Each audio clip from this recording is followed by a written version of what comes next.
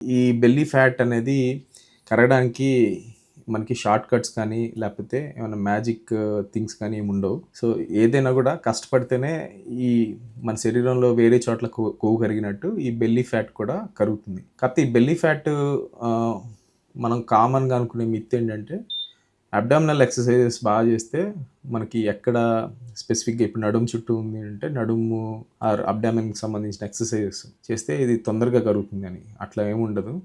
So, ఓవరాల్‌గా మనం exercise, calorie deficit డైట్‌తోనే మనకి ఇది సాధ్యం. ఈ బెల్లీ ఫ్యాట్‌కి నార్మల్ వేరే ఏరియాస్‌లో ఉన్న ఫ్యాట్‌కి వచ్చేసరికి డిఫరెన్సు మనకి ఈ బెల్లీ ఫ్యాట్ ఎక్కువయ్యే కొద్దీ మనకి మెటబాలిక్ ప్రాబ్లమ్స్ అనేది ఎక్కువ చూస్తాం. అంటే ఫర్ ఎగ్జాంపుల్ ఈ నడుము కొలత ఎక్కువ ఉన్నోళ్ళలో షుగర్ గానీ, ఫ్యాటీ లివర్ గానీ, లేకపోతే హార్ట్ ప్రాబ్లమ్స్ కానీ ఎక్కువ అయ్యే అవకాశాలు ఉంటాయి. సో, నార్మల్‌గా మేల్స్‌లో 1 ఆర్ 2 సెంటీమీటర్స్ కంటే ఎక్కువ ఈ నడుము ఉంటే మనకి వాళ్ళకి మెటబాలిక్ ప్రాబ్లమ్స్ రిస్క్ చాలా ఎక్కువ ఉంటుంది. అలా ఫీమేల్స్‌లో 88. ఈ నడుము భాగంలో మనకి ఈ ఫ్యాట్‌కి మనకి ఇన్సులిన్ రెసిస్టెన్స్ అలాగే ఇలాంటి హెల్త్ హ్యాజార్డ్స్ ఆర్ ప్రాబ్లమ్స్ అనేది రీజన్ అనమాట. కంప్లీట్‌గా ఏ పర్టిక్యులర్ ఎక్సర్సైజ్ చేస్తానో, లేకపోతే పర్టిక్యులర్ ఫుడ్ తింటానో, పర్టిక్యులర్ డైట్ చేస్తానో ఈ నడుము భాగంలో ఫ్యాట్ అనేది కరగదు. మనం ఏదైనా కూడా క్రమబద్ధీకరణగా ఒక మంచి ఎక్సర్సైజు, డైటు అలాగే నిద్ర ఈ 3 ప్రాపర్‌గా ఉండి స్ట్రెస్ తగ్గించుకుంటే ఆటోమేటిక్‌గా ఓవరాల్‌గా ఫ్యాట్ అలాగే నడుము చుట్టూ ఉండే ఫ్యాట్ కూడా తగ్గుతుంది. చాలామంది లైపోసెక్షను లేకపోతే ఈ వేరే రకాలైన ట్రీట్మెంట్స్ అనేది చూసుకుంటూ ఉంటారు. అది కాస్మెటిక్‌గా మనకి హెల్ప్ అవుతుంది గానీ, మనకి హెల్త్ పరంగా ఆర్ ఓవరాల్‌గా హెల్త్ మెరుగుపడాలంటే డైటు, ఎక్సర్సైజు, నిద్ర. సో, డైట్‌లో వచ్చేసరికి మనం క్యాలరీ డెఫిసిట్ డైట్ అనేది చాలా ఇంపార్టెంట్. అంటే మనం తినే ఆహారంలో ఒక 1000 క్యాలరీస్ తక్కువ.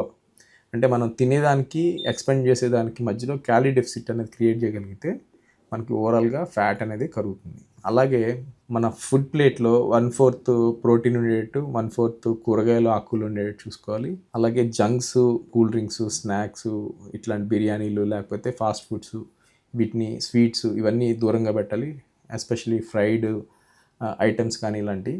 సో, ఇలాంటి డైట్ కనుక మనం అవాయిడ్ చేసి ఇన్‌ఫ్లమేటరీ డైట్‌ని అవాయిడ్ చేసి మనం ఎక్కువ vegetables, fruits, boiled foods, protein ఇలాగా మనం బ్యాలెన్స్ చేసుకుంటా క్యాలరీ డెఫిసిట్ కనుక క్రియేట్ చేయగలిగితే మనకి ఓవరాల్‌గా ఫ్యాటే కాకుండా నడుము సైజ్ అనేది తగ్గుతుంది. సో, నడుము సైజ్ తగ్గే కొద్దీ మనకి హెల్త్ బెనిఫిట్స్, హెల్త్ రిస్క్స్ అనేది తగ్గడం స్టార్ట్ అవుతుంది. ఇంకోటి ఎక్సర్సైజ్. అట్‌లీస్ట్ మనం రోజులో 35-45 మినిట్స్ ఎక్సర్సైజ్ కనుక చేసి అలాగే 10,000 స్టెప్స్ రఫ్లీ అరౌండ్ 6-8 కిలోమీటర్స్ వాకింగ్ చేయడము, వారంలో 2 రోజులు స్ట్రెంగ్త్ ట్రైనింగ్ చేయడం అంటే వెయిట్ లిఫ్టింగ్ ఇలాంటివి చేయడం.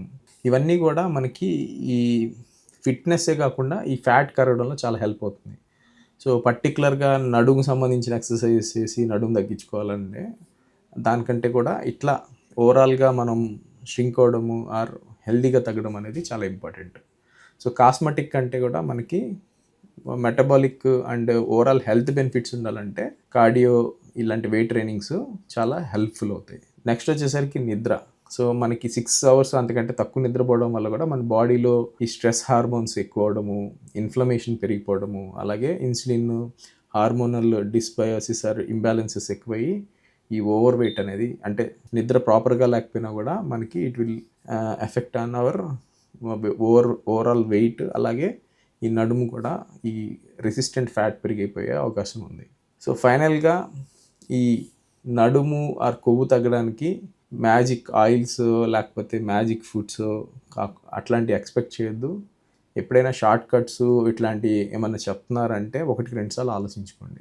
సో, హెల్తీగా తగ్గి, గ్రాడ్యువల్‌గా తగ్గి, ఓవరాల్‌గా సస్టైన్‌గా మెయింటైన్ చేయగలిగితే that is more important than మనం కాస్మెటిక్‌గా ఇక్కడ 6 ప్యాక్స్ ఉన్నాయా, లేకపోతే ఇక్కడ ఇట్లా ఉందా, అట్లా ఉందా చూసుకోకుండా మనం ఒక మంచి హెల్తీ లైఫ్ స్టైల్‌ని అలవర్చుకుంటే మనం చాలా వరకు డిసీజెస్‌కి చాలా దూరంగా ఉంటాం.